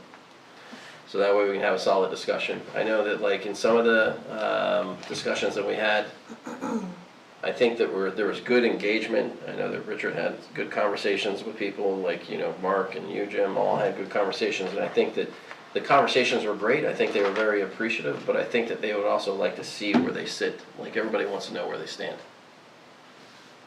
Yep, I agree with that. Okay, and the patrol and CBAs, I think this is just something that we have to do this year. I think that we have a squeezing element that's also going in there because we're in a default budget, some, right? Yeah, so we can, so at some point, we'll be bringing forward information to you. CBA negotiations are typically discussed in a non-meeting, but I think in the past, when this was a goal, there may have been goals such as get language in for bi-weekly payroll. I think the last time you had a goal related to patrolmen is when, right as we were coming out of COVID, so recruitment, but more retention was a big goal of the board, and that was reflected in some of those CBAs that got passed. Okay. So we need to come up with some of those goals, is what you're suggesting? Yeah. Okay. That probably requires some discussion with the chief as well, yeah? Yes. Okay. And at the same time, we have the dispatchers and clerks, which also would be a conversation with the chief as well. Okay. Okay, that's the end of old business, I think, unless. Well, communication, It's blank, but that's where my idea was intended to go. yeah, it's where his idea was intended to go, should go over here. I think that also Allison had one in here about some thoughts on that. I don't know if you want one added to that, Allison, or I don't know which thought specifically. the communication goal that you're looking for. Yeah, I think I was just randomly saying we've got to figure out how to communicate better, and I don't know the best way to do that. I just feel like, there's a lot of misinformation. All of us have heard stuff that is not true, is not accurate, and doesn't make sense, and it just gets spread like wildfire. So how do we get instead factual information to spread like wildfire, to be shared? Well, I think since we're giving some leadway to the department heads, like Derek, I think did an amazing thing last select board, meeting. I think you said you're gonna continue to do that, right, Derek? Yep. Oh, yeah, The top summary. 3 things Yeah. after the select board Yeah. meeting, that people can at least get. I think that would be one. I think this kind of goes back to the department heads, like what are some things that I think we can get from a communication standpoint? Because we don't have a communication leader in town. Right. Nobody that's handling social media, like each one of the department heads are having to handle their own. I know that I've seen more activity coming out of the fire department recently, like details, like even, for anybody that doesn't read it, there is a drought in much of the state, and they're putting out details around the fact that there are fire hazards now, right? I think that I've seen the police chief also starting to put a few more things out as well. So, I don't know if we should dictate what each one of those things are, but there are probably details that need to come out of like the select board meeting. I don't know if like anything out of fire and safety or planning boards or anything like that maybe would be beneficial, but I don't know, Derek, if you have any thoughts, because like you came up with that great idea around the 3 things. Yeah, I stole that from what the Yeah. Goffstown The School school Board's board been does. doing for a couple of years. But Derek, can you even do stuff, like I always thought that with the trash truck that we needed, everyone just had so many ideas about it, but DPW never kind of put out their own message of like, you're gonna see this warrant article. Are they allowed to talk about their warrant articles like that? It has to be 100% factual, so course. we've got to be thoughtful about how we do that. But even if generally, if we put the information that was in almost like the town packet, but put it also on social media in a DPW post, or kind of summarize it down, so truly factual, but already information that if they'd, gotten the town flyer thing, they would have seen, or if they'd come to the deliberative session, they would have seen, but, we all know, there's lots of people at deliberative, but not as many as vote in town. So they are allowed to put that kind of stuff on social media if they so chose. Yes? Well, yes and no. I think depending upon some legislation that may or may not get passed. that is being put out by some of our representatives, or has been put out by some of our representatives. They're limiting the amount that could or could not be said because it'd be considered electioneering. I did get contact from one of our residents in town suggesting that we maybe tour the police station, for instance, and show the police cars and maybe the inside of the police station as to why we would need a newer station. And as I explained to that individual, I said that there may be a fine line if some of this legislation gets passed because it could be considered electioneering. And that is something that we would have to take into account. I do think that like when I ran for select board, like walking into the police station and seeing the locker rooms the way they were, and like seeing the actual like evidence locker, I was like, wow, like this is our town and this is what you guys are dealing with. And you know that they're dealing with like all kinds of things at the police station, you know, assaults, you know, drug usage. And their locker is like very tiny for like the evidence storage. And, you know, I've worked with e-discovery work. Like I walked back into the detective area. Like there's nothing back there that really is containing or locking that stuff in. Yes, I would love the town to see that because I think they would get a lot of respect for the officers and what they have to deal with in those locker rooms too, and how little space, or the fact that like they have a gym area that quite frankly, my gym area looks better. Let's just put it that way. Can I also throw in that we have female officers, and there Yes. is absolutely no area for them separately? They cordoned off. Right, they have to like lock a door. Yeah, and- it's like ridiculous, and Yeah. that's what I'm talking about. Yep. So, would I love for the town to see that? Yes, I think that, that would be a good goal, is if we could actually share, just factually, like what does the police station look like? What are they contending with? If that was factual, then we could do that. But the question is like they suggested on GTV. GTV is paid by the taxpayers. Mhm. That could actually immediately be considered electioneering. So is that legislation coming up for a vote anytime soon? It had gone last year, it got on the docket again this year. I haven't checked to see where it stands currently. I haven't had time to see where that one is at. Yeah, so, I mean, there is a question on whether or not, could we, As select board members. as select board members, post something or like do a ad hoc Right. video if we were invited in as taxpayers? I don't know if that's a possibility. Derek? Maybe. I think for a communication plan though, that's getting really into some of the specifics. Yes. It might be helpful, are you gonna direct, like you want a video, like one video of interest from each department? Or do you want an increased social media presence by an increase on the number of, you know, it's a little bit more. Yeah, measurable. tangible and measurable. Yeah, Mhm. yeah. So is there something that you would want there, Allison, on that standpoint?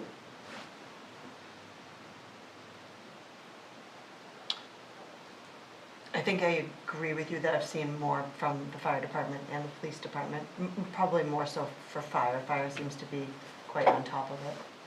I guess I'd like to see a little more from the police, although they do a decent amount too.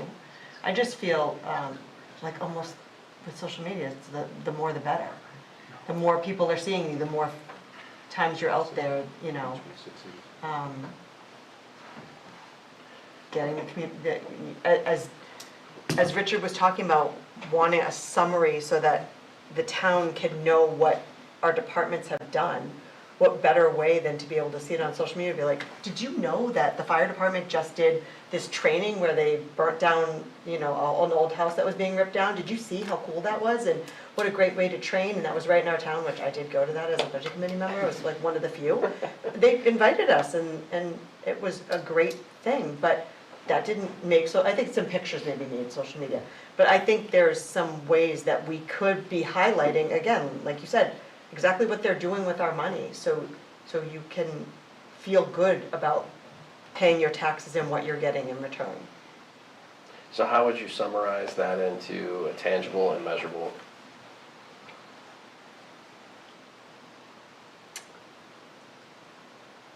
Maybe 2 posts a week. Anyone else have thoughts? We're all on social media. Jim's not. I think he's there. So I see him sometimes. The other thing we used to do, when we had the Goffstown News, we would put the number of runs a fire department had, we'd put the number of runs police department had. I mean, that was information that was readily available to the people, and they used to get some good comments about that. I think it helped us when it came time to get our contract raises and things like that. I mean, even if we can't put it on paper, computers, everybody's got a computer, who doesn't have a computer? Put the information on the computer once a month, or once a week, whatever. Yeah, make a fun little graphic and say, this Yeah. is some, again, like you're asking for summaries, you know, it's kind of the same thing. So give it to us in a summary, but make sure you're putting it on social media, so it's easy for people. It's like a nice little chunk of, what's the fire department done this month? I think the communication part you're talking about is a good idea.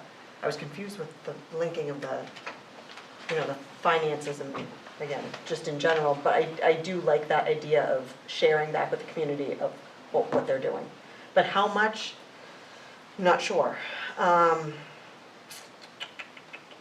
mean, I hate to put a very specific, if they don't have anything going on, just making up something isn't, or, you know, or forcing them to create something You don't wanna do fun. that. You don't wanna No, do that. out of not much going on this week doesn't do anybody any good either.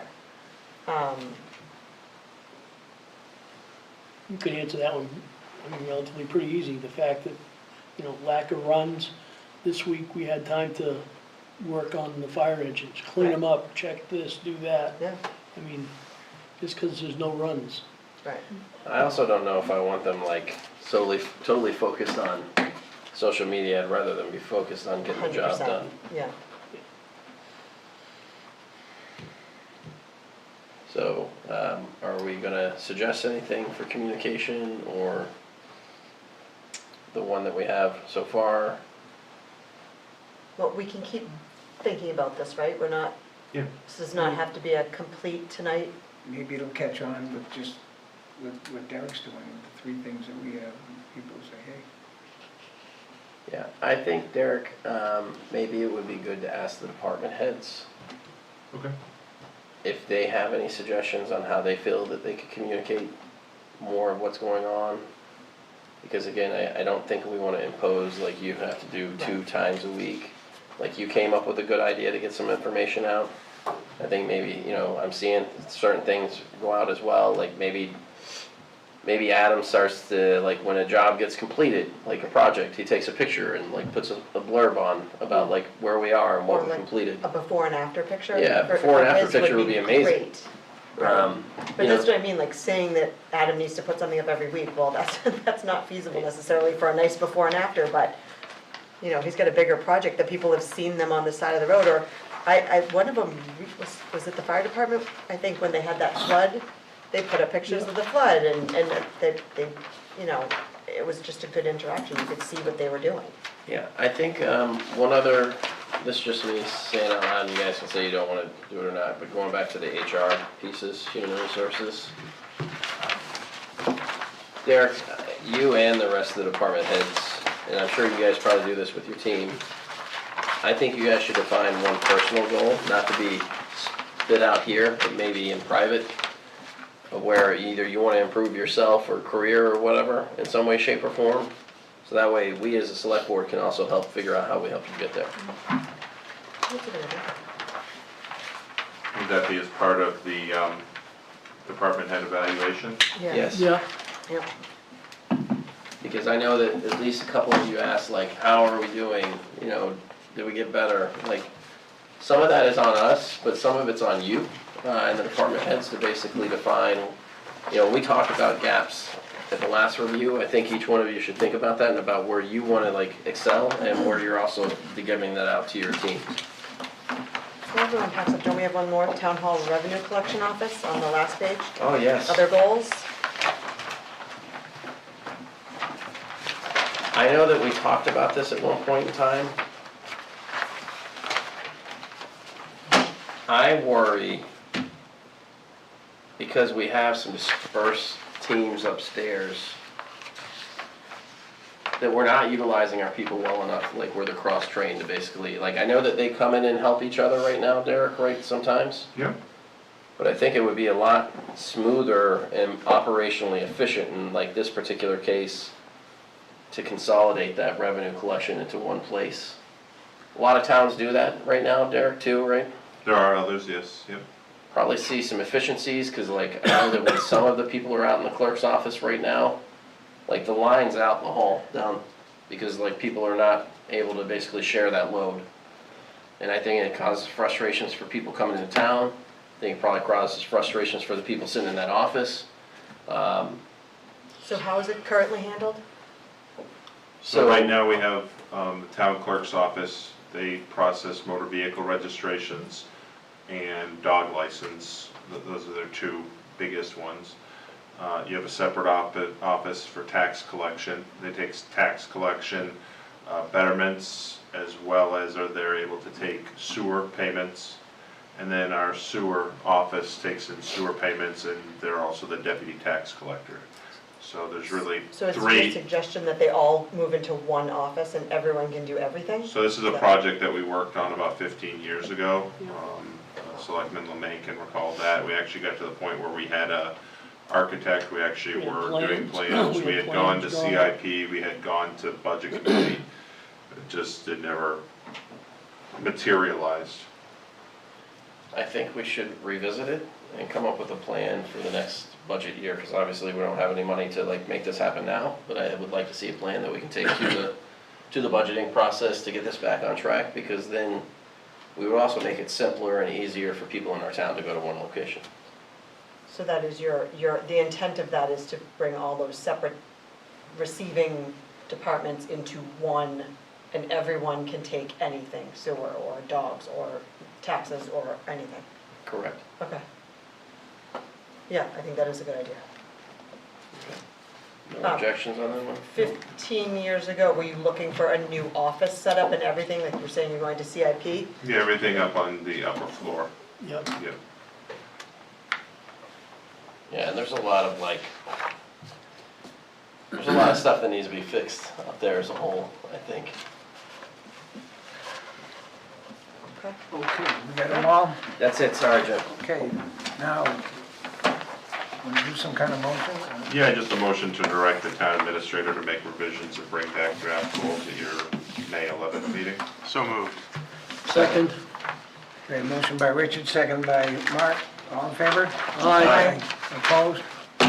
Okay, ayes have it. All right, we have goals. Okay, any new business?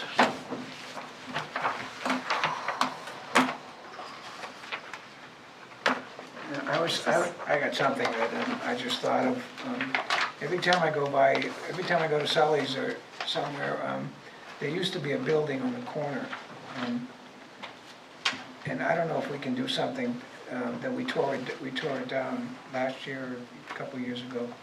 And I think it's an eyesore, and I think we ought to start thinking about ways that we can, if we're not gonna utilize the property right away for building, to just make it something that, because it's really right in the center of town. And, So I'll beautify it. yeah, Yeah. there's a big rock sitting there, right there, but, I can't picture it. Where we at, next take to a ride Sully's? by and, what's that? You said next to Sully's? Yeah, it's across the between street where from the Sully's. quilting shop was and Oh, St. yeah, okay. Matthews. I know what you're talking about. Okay. So if you're coming down the hill from High Street by the library, if you look straight across the road, It's right An there. there used to be a little blue, Empty lot. I mean, that's an And opportunity. we own it? yes.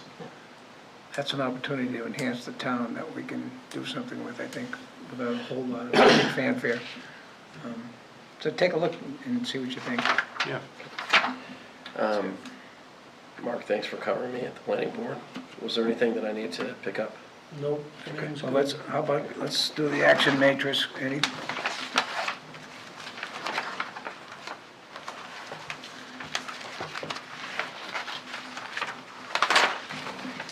Anything new on here, Derek? So again, I did add some new items. The vehicle leasing is now also, DPW is applying for grants. I'll add in the fire one that you approved this evening. Fire, car 2 the command vehicle, the replacement was put into service last week, so that one will be taken off the matrix. So that one, you'll see it looks a little bit different because it is a black vehicle, Black vehicle. but that one's in service. And then the fire, the F-550 plow from DPW that has suffered the fire in January, you did the title transfer, the salvage title, and then so they have the chassis, they're just working with the vendor for install of the replacement plow and wing and everything. So the backhoe is down? Yes. Is that impacting trash services? That I have not heard anything about any impact. Because I know they use that thing for like the Yeah, to kind of crush down the metal. metal, and also I think they use it over on the compost piling and all that stuff too. You use that All over there. all over there. It loads the salt on the salters in the winter. I mean, But this is not the only one we have. I think we have 3. So are they using one someplace else? I don't know the answer to that, I can ask Adam. Yeah, I think we should know, like, so that we don't get any phone calls later about. I'm pretty sure your answer's going to be the one that's there is the one that stays there. Well, There's enough work for it every day. yeah, I know. I see it in use every day that I'm over there. Okay. Okay, everybody okay with that? Okay, I'll open it up for public comment again. Seeing no one sitting here, I will close public comment. And that is the end of public session for the evening. So I entertain a motion. Non-public? Yeah, not public. Non-public session RSA 91A:32 for hiring and adversely affecting the reputation. I'll second that motion. Okay, motion by Mark, seconded by Josh. All in favor? Aye. We gotta do a roll call for that one. Yeah, that's a roll That's right, call. sorry. Yes, sir. Yes. Yes. Yes. Yes. Okay, so that concludes our meeting this evening. Thank you, Chief